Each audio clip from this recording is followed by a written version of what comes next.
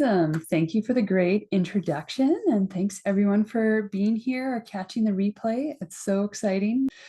Um, like, like Rochelle said, I'm a trained Jungian life coach, and I really love working with the shadow to help people rediscover just hidden parts of themselves that they've kind of tucked away into their unconscious. And tonight, I really want to talk about archetypes and how they can help us learn more about ourselves and about other people, and just general a place to go when doing shadow work, because I know sometimes we can just feel a bit lost. There's so many places you can go. Now, Carl Jung, who's sort of the founder of shadow work, defined the archetypes as a result of the collective shared ancestral memories that can persist in art, literature, and religion, but aren't obvious to the eye. And that can be a bit confusing. But archetypes, they're similar to stereotypes. So they're patterns of behaviors that we unconsciously recognize. However, they go a lot deeper than stereotypes. Often archetypes can be cross-cultural, and they're held in the what is termed the collective unconscious.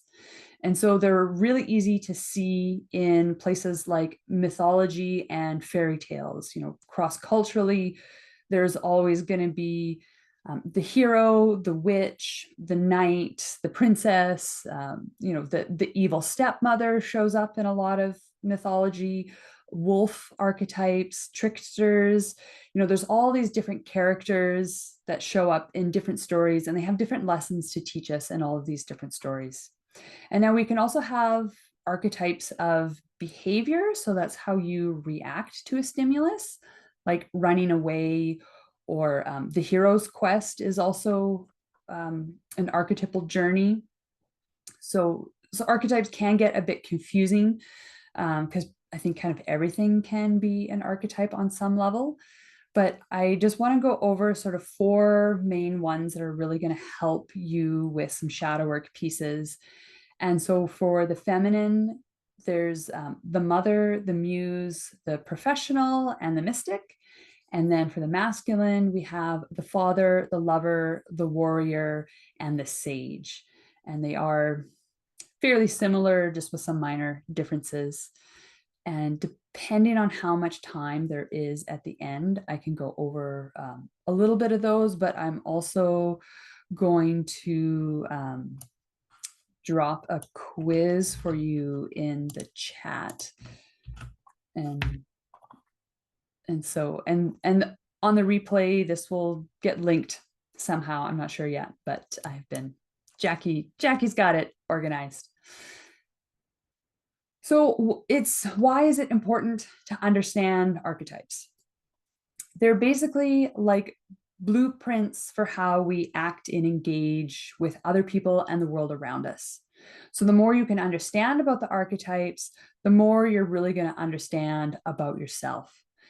And then you can also start to see how maybe you always resort or fall back on one sort of archetype when you really need to have a balance just to effectively navigate the world. And this is the same, as what Colleen was talking about, with a balance of the sacred masculine and the sacred feminine. These are also archetypes that you need to understand sort of what they mean and how to balance them in yourself, and then to be able to see that balancing or unbalancedness in others. And understanding all these pieces, they're also going to help you show you where your strengths are and where your weaknesses lie, and just what to look out for when you're starting to become unbalanced. So for example, the mystic and the professional can often be in each other's shadow. And like many of you, and certainly all of the speakers here for this summit, a lot of us are mystic types, but we also have this career that we need to focus on. So you do need to have a healthy balance of them both in order to sort of navigate the world. And archetypes, they're going to change over your life. So many of us, we may start off in the lover, where you're really passionate about all these different things and you don't want to settle it down or get to it attached. And so, you might be jumping from one things to the next. But then a lot of women will step into the mother archetype, where they settle down and have kids, or they might get a career job. And then so you're going to maybe become the professional and really lean into that. And then in your later years, you might take on a different archetype. So you're never really just one, but you will need to tap into these for different areas of your life or whenever they're needed.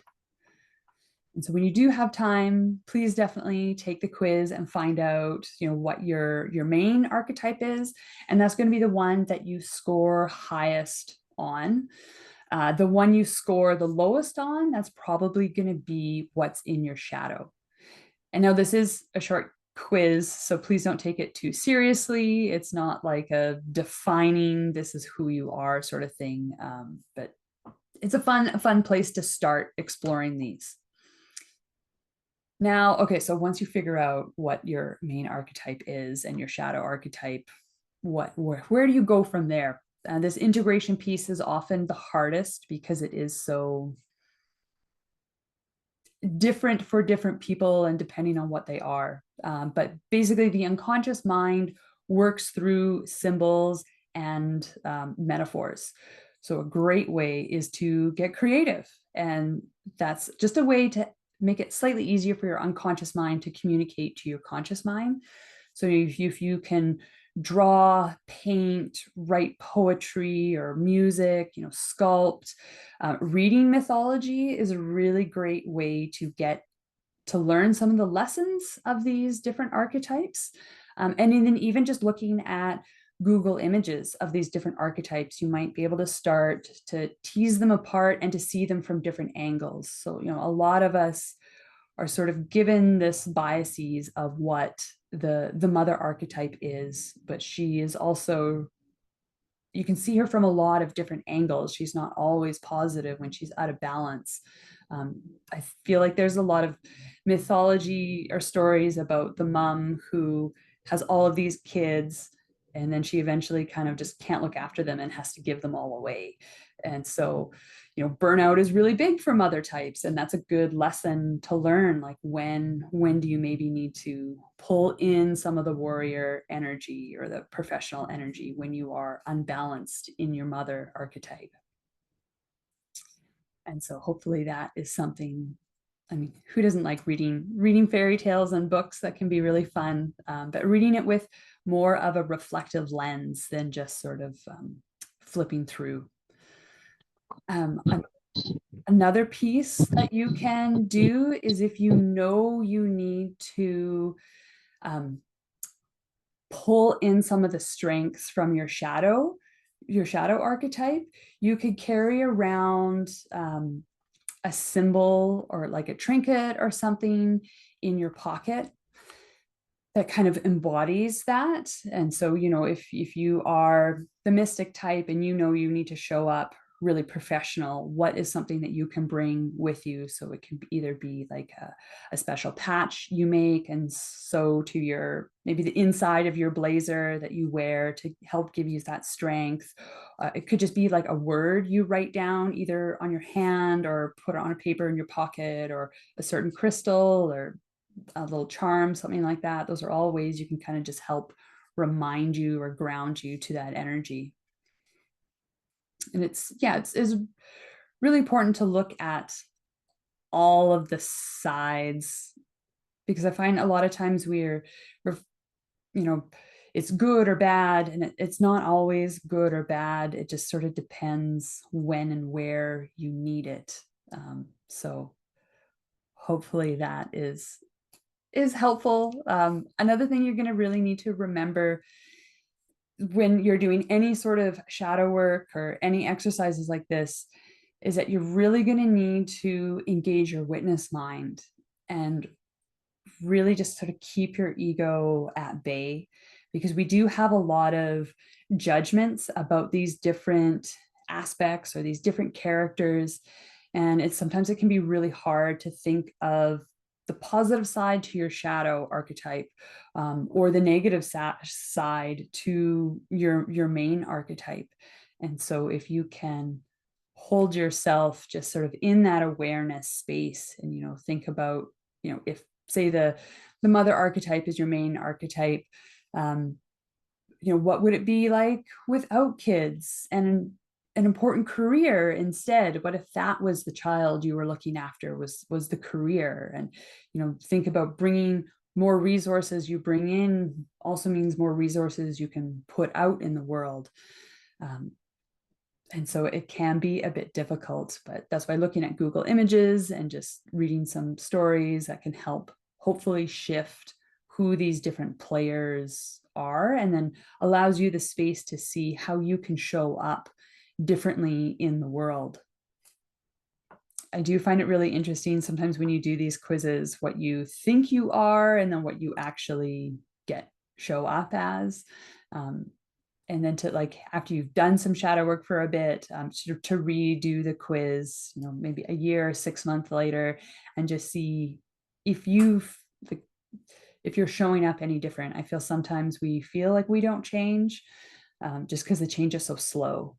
But if you can look at yourself 6 months or a year from now, and then look back on what your answers were before, and maybe there's a little shift you didn't notice before. I have a question. Yeah. Being sort of more into cyclical living over this last decade and immersing myself more and more, do you notice that when people start to live cyclically, that this sort of archetype might flow with the seasons too? Like, I hope that's a clear question. Yeah, I think anything where you're expanding your concept of how life is supposed to go or life is supposed to be. So I think, anyone who understands the 4 seasons, and, or, likes the sort of triple goddess, there is the 3 stages there, and you understand it's the same person, but they're also different. And so I think that having that mindset allows you to navigate the different spaces that you need to be, without as much judgment, because I'm not just becoming this and I have to be that forever. It's like, well, fall comes again, and then the crone comes out soon after that, and then she gives birth to the maiden, and so that there's just more space. Thank you. It just feels really juicy. I don't have a question, but I loved your little tip on carrying something around with you that reminded you. Because I've done different things where, like, I work with, like, my small myth or my bigger myth, and sort of like embodying this bigger myth of who I am, or the smaller myth. But yeah, just sometimes you forget, right? And so having, like, something in your pocket or on your wrist, or something that's specifically about remembering that, I love that. So thank you. Yeah, I find we're so good at going into our automatic, this is how I show up, or this is how I behave in this situation. And it's that, especially when you're just starting to, like, I want to show up differently, it can be really difficult and tricky to break that pattern. But yeah, having that little, like, physical token, I always find, because I can be, like, super chill and spiritual until I'm triggered, or till till you're put in the hot seat, and then it can quickly go out the window. But yeah, having that little piece to ground you can be really important. And yeah, thank you, Petra, for your comment about it being helpful for said archetypes or changing in time and space. Yeah, and I think that's so important. Rochelle, we were doing a drum building thing the other day, and there's a gentleman there who was talking about, he used to be very ego based, and this was very, warrior archetype, and now he's really stepping into his father archetype, and it's just really impressive to see that he still has a lot of that warrior aspect, which is really going to help him in his business. But part of his business is being the father, to look out and really embracing the divine masculine and helping bring that out in other people. And I think we do often have that, like, oh, you can only be one and not or not both at the same time, but this is really about embracing the both and all the potential when you can be all the parts at once, which is sometimes very chaotic, but but I think I need to work on my divine feminine. So appreciate you saying that. It's so true, right? Like we can completely coin ourselves into a corner or paint ourselves in a corner. Hey, Helen, we can paint ourselves in that space, and you know, it's not necessary for us to do it. We can just become more of that witness. I like that what you said about engage your witness mind. I'm going to write that down as a bit of a quote. Can I quote you on that, or does that quote come from somewhere else? I feel like it's so out there. I don't think I came up with that, but all good. Use freely. Thank you. I appreciate you so much. Yeah, thank you.